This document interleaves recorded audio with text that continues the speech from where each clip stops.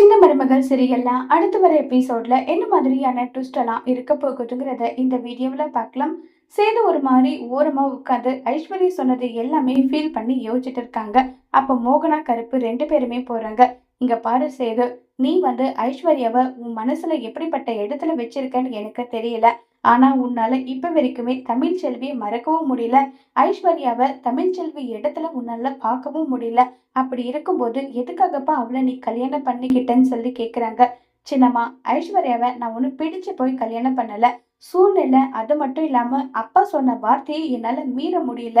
சரிப்பா, உன் அப்பா சொன்ன வார்த்தையை உன்னால மீற முடியாம நீ ஐஸ்வர்யா கழுத்துல தாலி கட்டின. ஆனா அந்த பொண்ணு என்னப்பா பாவம் பண்ணுச்சு?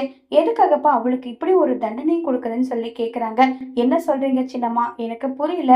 என்ன செய்து புரியலன்னு சொல்லிக்கிட்டு இருக்க?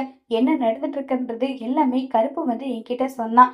ஐஸ்வர்யா எப்படிப்பட்டவளா இருந்தா இப்ப எப்படிப்பட்டவளா மாறி இருக்கா, இது எல்லாமே நான் பார்த்துட்டு தான் இருக்கேன். அழகர்கிட்டயும் சரி, மீனாட்சி கிட்டயும் சரி, அவ ஒரு அம்மாவா எப்படி நம்ம குழந்தைய பாத்துக்கணுமோ அந்த மாதிரி பாத்துக்கிறதுக்கு என்ன முயற்சி பண்ணணுமோ அது எல்லாமே அவ பண்ணிக்கிட்டு தான்ப்பா இருக்கா. அப்படிப்பட்டவள நீ சந்தேகப்படாதன்னு சொல்லி ஃபீல் பண்ணி பேசிட்டு இருக்காங்க. இத கேட்டதும் சேதுக்கு என்ன சொல்றதுன்னே தெரியல. சின்னம்மா, என்னதான் ஐஸ்வர்யா குழந்தைய பாத்துக்கிட்டாலும் அவளை என்னால இப்போதைக்கு நம்ப முடியாது. ஏன்னா ஊர் உலகத்துல நடக்கிறது எல்லாம் பார்த்துட்டு அதை என்னால எப்படி நம்ப முடியும்னு சொல்றீங்க? இங்க பாருங்க சின்னம்மா, எனக்கு டைம் வேணும்னு சொல்லி கேட்டிருக்கேன். அதையும் மீறி ஐஸ்வர்யா நடந்துக்கிற விதம் எல்லாமே எனக்கு ரொம்பவே மனசுக்கு கஷ்டமா இருக்குன்னு சொல்லி சேது எல்லா உண்மையுமே சொல்றாங்க.